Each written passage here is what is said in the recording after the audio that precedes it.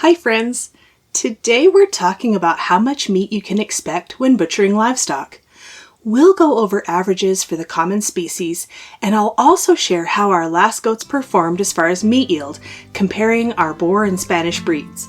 If you're raising your own meat or hoping to in the future, this episode is packed with valuable information. Let's get to it.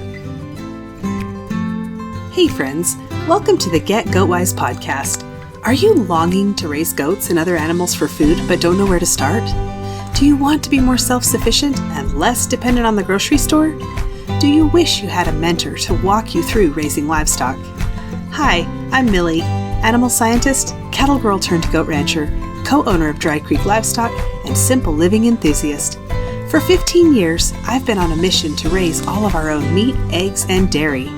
Here, we'll talk about raising goats and other homestead livestock, how to create sustainable animal management systems that actually work, and a bit of off-grid life with kids and livestock. If you're ready to take control of your food supply, raise livestock with confidence, and provide your family with the most nourishing meat, eggs, and dairy available, you're in the right place. Kick off your muck boots, pour a cup of coffee, and let's talk livestock. I have some exciting news about the podcast. Earlier this month, Get Goatwise climbed into the top 2.5% of podcasts in the world. Did you know there are over 3.5 million podcasts globally? So this is pretty exciting for my little goat podcast. Thank you all for listening, and if you haven't left me a review, that's the best way to help this podcast reach the people that need it. And it's the only way I know if you like what I'm doing. So head on over to Apple Podcasts, scroll down to ratings and reviews, click on the purple words that say write a review, and then give me some stars and tell me what you think. I love hearing from you. What's happening on the ranch? At the time of this recording, the dairy does are still pregnant. No babies yet. I don't think any of them are going to release their little hostages in the next couple days, but that's just me guessing, and the dairy does like to prove me wrong. It's been beautiful and sunny, and we have storms in the forecast this afternoon and tomorrow. Perfect timing to grow grass.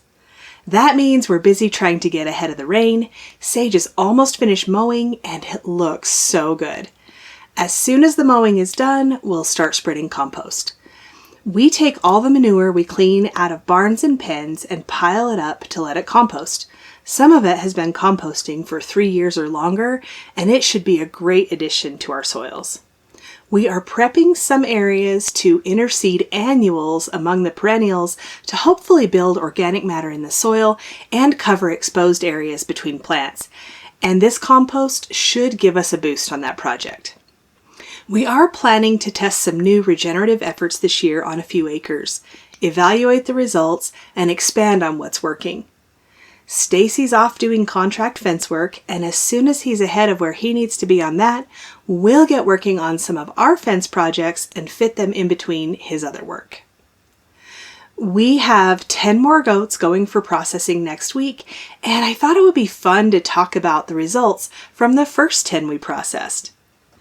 We took 5 Boer and 5 Spanish goats for processing. We weighed them before we left the ranch, and then the butcher gave us the hanging weight. When we got the packaged meat back, I weighed every package to get the data for each animal, and then we ate some. So let's talk about the process and the results and compare to other species. Dressing percentage, or hanging weight, is the percentage of the live weight of the animal that remains after slaughter but before processing into retail cuts. This varies widely by species and is affected by a lot of factors, including breed, size, gut fill, hide, and when the live weight was taken. In our case, we weigh them before we load them, and they're butchered the next morning. So they probably lose 5 to 10 pounds of live weight before butcher compared to the weight we measure at the ranch. That's going to push our dressing percentages and final retail cut percentage down, but I'm not going to correct for that because I want this to be really practical and useful for you and for me. Just keep in mind that our performance numbers will be lower because of that, but the usefulness of doing it this way is much more important, and you'll understand that by the time we get to the end. I'm going to give you a big picture average for each species to keep this from getting confusing, but know there's a range for each of these averages. Turkeys and chickens dress out the highest. Turkeys average 79% and chickens 71%. Birds keep their skin on and their digestive system is small. Plus, they've been bred to be extraordinarily muscular. And all of those things contribute to their high dressing percentage. Hogs are next with an average dressing percentage of 70%. Hogs have a smaller digestive system compared to ruminants. They hang with the skin and legs on, so that all contributes to a higher dressing percentage. Beef dress about 62%. The large ruminant digestive system, hide, and legs being removed are big contributors to that number being lower in comparison. Lambs average 50%, again due to their large ruminant digestive system, but also their often heavy hide and fleece. Goats average 45% and have the widest range in the averages, 40% on the low end and 56% for the high.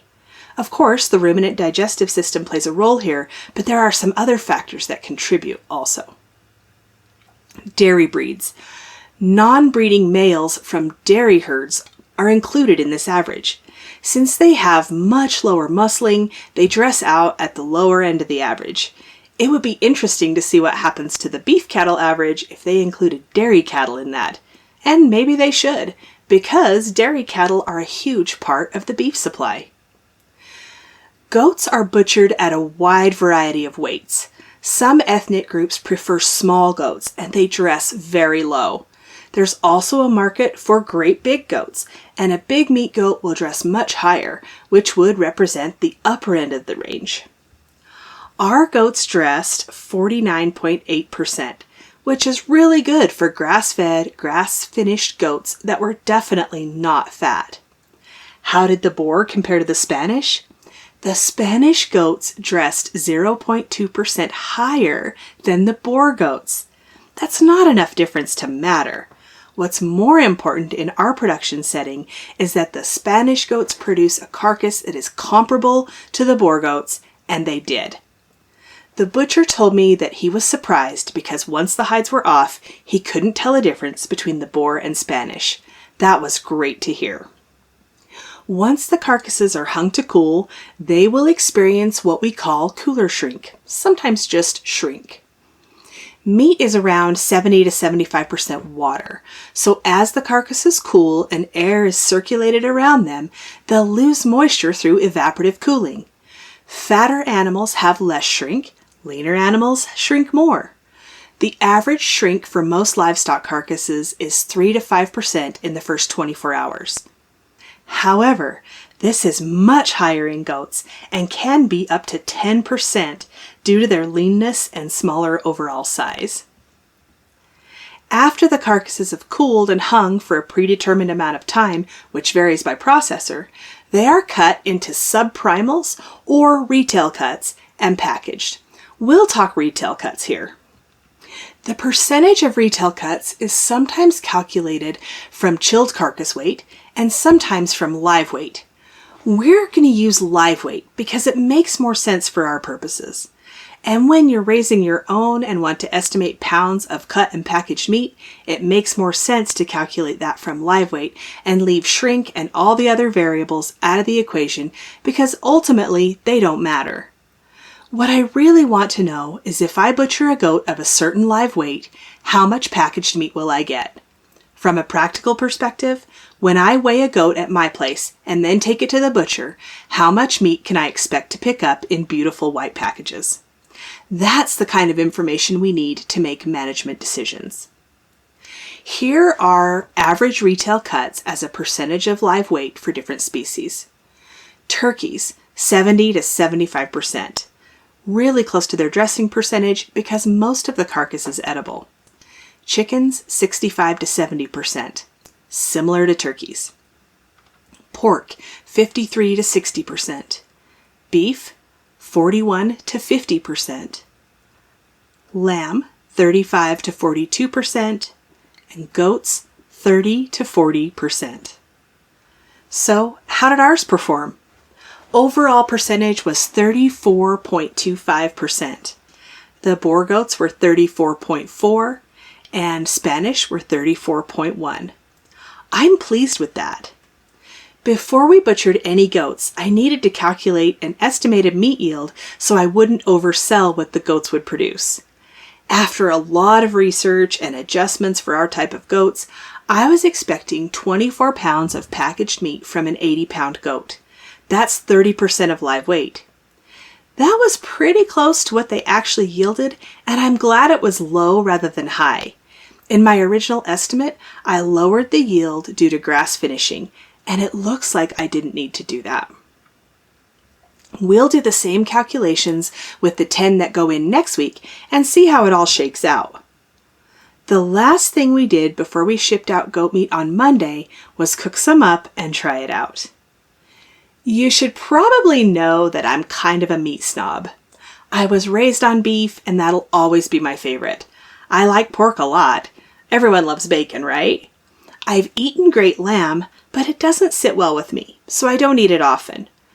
I am not a fan of wild game, though I will cook it, but I can't even make myself try the goose and ducks that Darcy and Stacy hunt.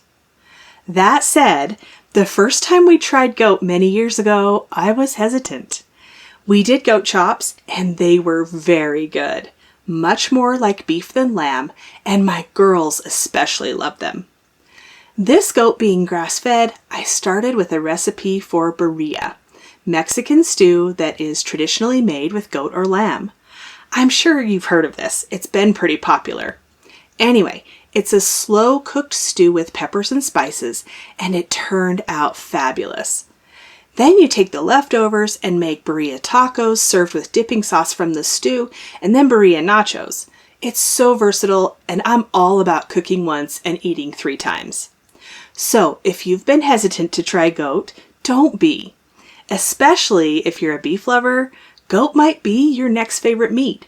And if you'd like to try some of ours before you raise your own, we can ship it to you and give you the recipes to enjoy every cut. You can check out the available bundles at drycreekheritagemeats.com. I hope this episode helps you with your livestock plans and figuring meat yield. There are a lot of factors that play into all of this, and it will vary by ranch and processor. But once you know your yield with your processor, you can rely on those numbers to calculate how much meat your animals will produce, and from there, how many you need to raise to feed your family. I also hope you'll consider trying goat meat. Even though the yields are a little lower than beef, I think the advantages of raising goats, especially if you're new to raising livestock, far outweigh that lower yield number when you're just getting started. If you have questions, come on over to the community and start a conversation. That's at bit.ly/getgoatwisecommunity. See you next week. Hey there, thanks for listening today. I'm so glad you're here. If this episode helped you or encouraged you in some way, share the link with your homesteading friends. And if you really want to help me out, click on over to Apple Podcasts and leave a rating and a review. You can connect with me on Instagram or email linked in the show notes, and meet me back here soon for more Get Goat Wise.